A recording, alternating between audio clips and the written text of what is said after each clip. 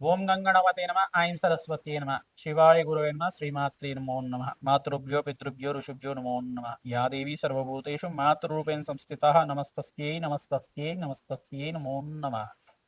YouTube ప్రేక్షకులందరికీ కూడా నమస్కారం అండి.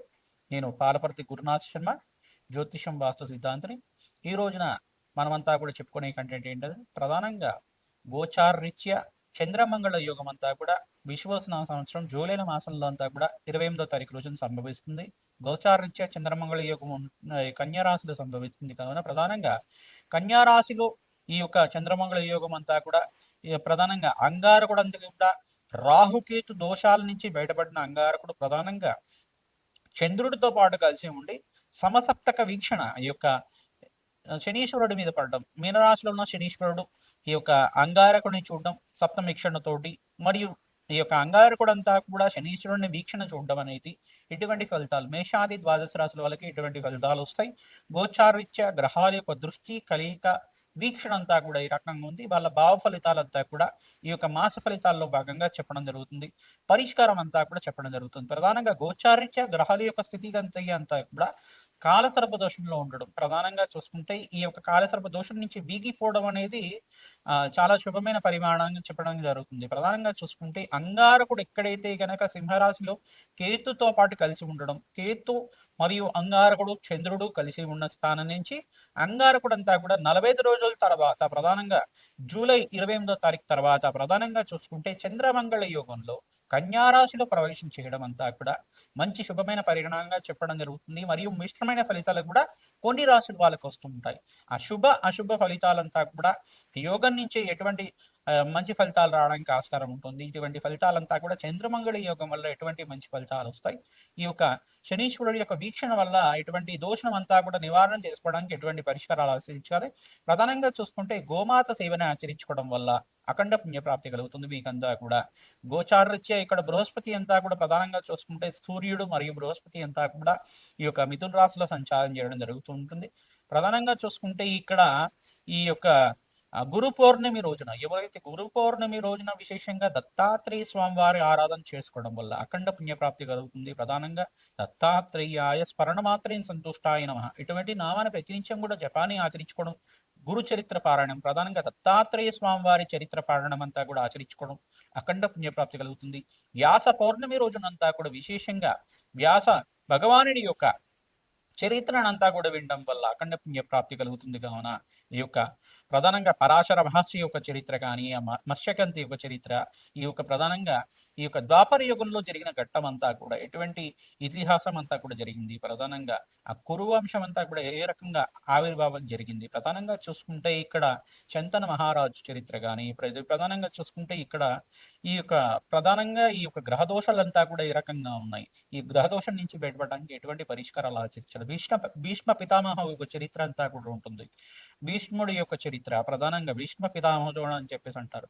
ప్రధానంగా భీష్ముడి యొక్క జననం ఏ రకంగా జరిగింది, ఈ యొక్క అష్టవసుల యొక్క జననాలు ఏ రకంగా జరిగాయి, అష్టవసుల యొక్క ఇతిహాసం ఏంటి, అష్టవసుల యొక్క శాప ఇతిహాసం ఏంటి, ప్రధానంగా ఈ యొక్క వశిష్ఠ మహాముని ఈ అష్టవసులకి ఇచ్చిన శాప ఇతిహాసం ఏంటి, ఈ ఘట్టానంతా కూడా అందరూ ఒక పారాయణం లాగా చెప్పుకోవడం లాగా ప్రధానంగా చూసుకుంటే పూర్వం జరిగిన కథనంతా కూడా పారాయణం చేసుకోవడం, ఆ ఇతిహాసాన్ని అంతా కూడా ప్రవచనం లాగా వినడం అంతా కూడా అఖండ పుణ్యప్రదాయంగా ఉంటుంది. ఈ యొక్క మత్స్యగంధికంతా జననం జరిగింది. ప్రధానంగా మత్స్యగంధికంతా కూడా పుట్టాడు కావున ఆ మత్స్యగంధి ఈ యొక్క ఇతిహాసం అంతా కూడా ఈ రకంగా ఉంటుంది. ఆ ఒక చరణం అంతా కూడా కాశీ మహారాజు యొక్క చరిత్ర అంతా కూడా ఈ రకంగా ఉంటుంది. ఈ మహారాజు యొక్క చరిత్ర అంతా కూడా ఈ రకంగా ఉంటుంది. ఈ యొక్క ఇతిహాసం అంతా కూడా ఈ యొక్క వేదవ్యాస మహాముని యొక్క చరిత్ర అంతా కూడా వినడం ద్వారా వ్యాస భగవానుడి యొక్క చరిత్ర వినడం వల్ల అఖండ పుణ్య ప్రాప్తి లభిస్తుంది, మోక్ష జ్ఞానం లభిస్తుంది. కావున వ్యాస పౌర్ణమి రోజున వేదవ్యాస మహాముని గురు చరిత్ర పారాయణం కానీ ప్రధానంగా చూసుకుంటే ఈ యొక్క శంకరాచార్య చరిత్ర అంతా కూడా పారాయణం చేసుకోవడం, గురు సంబంధిత చరిత్రనంతా కూడా పారాయణం చేసుకోవడం, మేధా దక్షిణామూర్తి చరిత్రనంతా కూడా ప్రధానంగా మేధా దక్షిణామూర్తి అవతార ఇతిహాసం అంతా కూడా చదువుకోవడం వల్ల మంచి ఫలితాలు వస్తుంది. ప్రధానంగా మేధా దక్షిణామూర్తి స్వామివారి దేవాలయంలో కానీ ఈ యొక్క దత్తాత్రేయ స్వామివారి దేవాలయంలో కానీ మీరంతా కూడా శనగల మాలను సమర్పించడం వల్ల రాజయోగం సిద్ధిస్తుంది. గురుకటాక్షం వల్ల కార్యసిద్ధి కలుగుతుంది. అష్టైశ్వర్య యోగం సిద్ధిస్తుంది. ఈ చంద్రమంగళ యోగంలో ప్రధానంగా శనీశ్వర దోష నివారణార్థం మేషాది ద్వాదశ రాశుల వాళ్ళకి ఈ మాసంలో ఎటువంటి ఫలితాలు చేసుకోవాలి, పరిష్కారాలు ఆచరించాలి, అంతా కూడా తెలుసుకుందాం. ధనుసు రాశి జాతకులకి విశ్వసన సంవత్సరం జూలై నెల మాసఫలితాల్లో భాగంగా చంద్రమంగళ యోగం అంతా కూడా సంభవిస్తుంది. జూలై మాసంలో అంతా కూడా ఇక్కడ కన్యారాశిలో అంతా కూడా అంగారకుడు 45 రోజుల తర్వాత ప్రధానంగా ప్రవేశం చేస్తున్నారు. చంద్రమంగళ యోగంలో ఉంటున్నారు. ప్రధానంగా చూసుకుంటే ధనుసు రాశి వాళ్ళు ప్రధానంగా మీకు వృత్తి స్థానంలో అంతా కూడా మార్పులు జరుగుతున్నాయి. ప్రధానంగా చూసుకుంటే సమసప్తక వీక్షణ అంతా ఉంటుంది. సప్తమాధిపతి రాశిని చూడడం మరియు దశమ స్థానాన్ని ప్రధానంగా దశమ వీక్షణతోటి ఈ యొక్క శనీశ్వరుడు అంతా కూడా రాశిని చూడడం అంతా కూడా ఇక్కడ స్వల్పంగా మిశ్రమైన ఫలితాలు, అఖండ రాజయోగం ఇచ్చే ఫలితాలు కూడా ఏకకాలంలో వస్తున్నాయి. ఖర్చులు కూడా విపరీతంగా పెరుగుతాయి. శుభకార్యాల కోసం ఖర్చులు పెరుగుతూ ఉంటాయి. మీరంతా కూడా అమ్మవారి ఆరాధన చేయడం వల్ల విపరీత మంచి ఫలితాలు పొందుతారు. అఖండ పుణ్య ప్రాప్తి పొందుతారు. ప్రధానంగా వరలక్ష్మి దేవి ప్రీతికరంగా మహాలక్ష్మి ఆరాధన ఈ మాసంలో శ్రావణ మాసంలో శ్రేష్టంగా చెయ్యాలి. తద్వారా రాజయోగం సిద్ధిస్తుంది.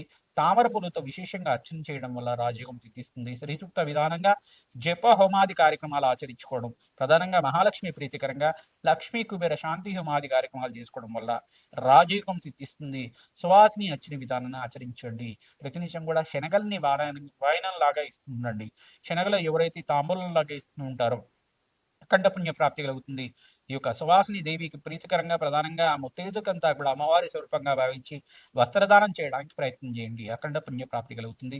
ప్రధానంగా ఎవరైతే కనుక సుగంధ ద్రవ్యాలంతా కూడా అభిషేకం చేసుకుంటూ ఉంటారో అమ్మవారికి ప్రీతికరంగా అఖండ పుణ్య ప్రాప్తి కలుగుతుంది. ఆకస్మిక ధనలాభం యోగం సిద్ధిస్తుంది. కావున అందరికీ విశేషమైన పుణ్య ఫలితాలు వచ్చే విధంగా పరిష్కారం చెప్తున్నాం. ప్రతి నుంచి కూడా అమ్మవారి ఆరాధన చేయండి.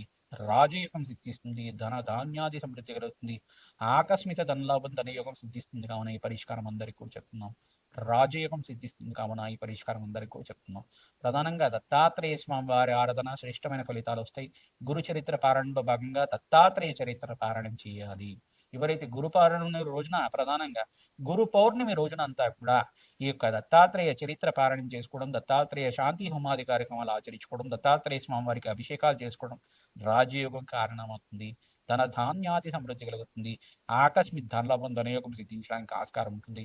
గురు కటాక్షం కోసం శనగలంతా కూడా నానబెట్టిన శనగలంతా కూడా గోమాతకు సమర్పించడం వల్ల విశేషమైన పుణ్య ఫలితాలు కలుగుతుంది. శనీశ్వర ప్రీతికరంగా జపాది హోమాది కార్యక్రమాలు చేసుకోవడం, ప్రధానంగా అంగారకుడు ప్రీతికరంగా ఓం శరవణ భవాయ నమః, ఓం శరవణ భవాయ నమః, ఓం శరవణ భవాయ నమః నామాన్ని జపాన్ని ఆచరించండి. సుబ్రహ్మణ్య స్వామి అనుగ్రహం వల్ల విశేషమైన పుణ్య ఫలితతోటి కార్యసిద్ధి కలుగుతుంది. శ్రీమాత్రే నమః.